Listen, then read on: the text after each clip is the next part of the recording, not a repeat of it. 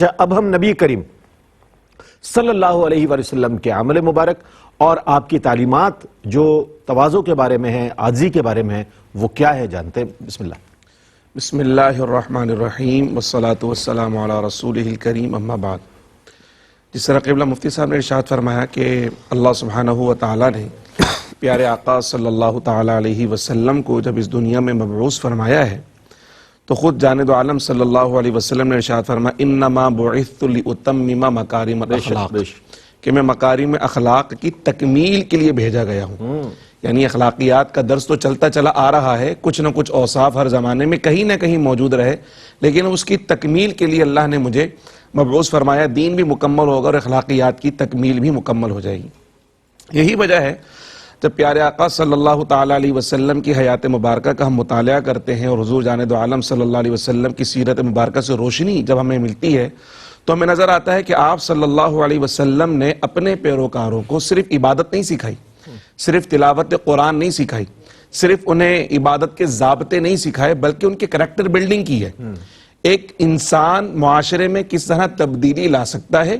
معاشرے کے لیے کس طرح فلاح کا ضامن بن سکتا ہے، اور ایک شخص خود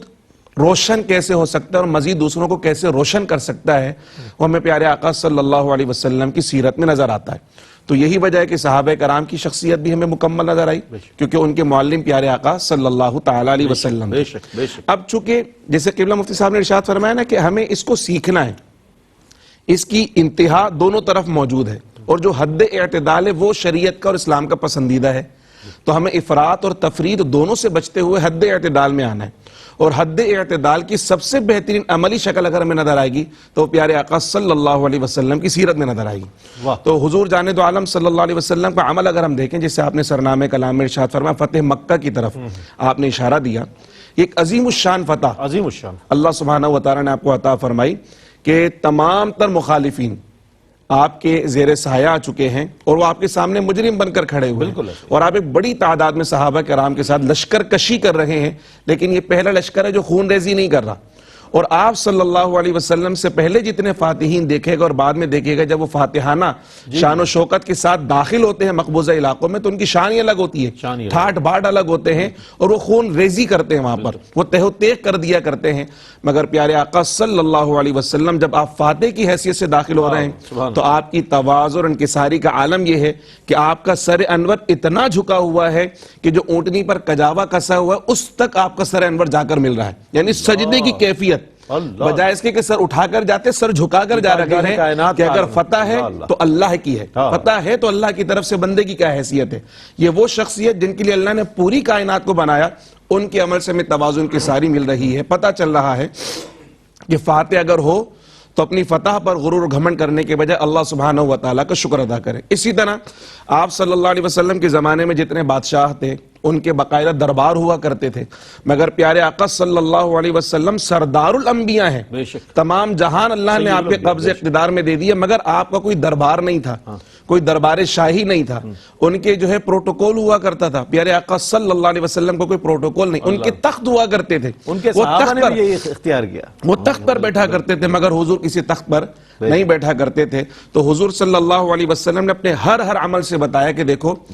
بڑا ہونا سب سے بڑی ذات اللہ سبحانہ و تعالیٰ کی، اور مخلوقات میں اللہ نے سب سے بڑا مجھے بنایا، مگر میں نے کبھی کسی کو حقیر نہیں سمجھا، کسی کو کمتر نہیں سمجھا۔ یہی تواضع اور انکساری کے ادنا سے ادنا صحابی اور اعرابی بھی حضور سے کوئی مسئلہ پوچھنا ہوتا تھا جھجک محسوس نہیں کرتا تھا، فوراً دربار رسالت میں حاضر ہو جاتا تھا اور حضور سے براہ راست اپنا مسئلہ دریافت کر لیا کرتا تھا۔ حضور نے عمل بھی کیا اور ترغیب ارشاد فرمائی، جیسے کہ قبلہ مفتی صاحب نے حدیث مبارکہ ارشاد فرمائی کہ جو اللہ کے لیے تواضع اختیار کرتا ہے اللہ سبحانہ و تعالیٰ اسے سر بلند فرماتا ہے، جو کبریائی اور تکبر اختیار کرتا ہے وہ صرف تخت پر حکومت کرتا ہے، مگر جو تواضع اختیار کرتا ہے وہ لوگوں کے دلوں پہ حکومت کرتا ہے۔ بہت عمدہ۔ اچھا، عاجزی کا ایک یہ بھی معاملہ نظر آتا ہے کہ اپنے سے زیادہ با اختیار، اپنے سے زیادہ طاقتور، اپنے باس ہو گئے، اپنے اور جو صاحبان اختیار و اقتدار ہیں ان کے سامنے تو بڑی عاجزی جناب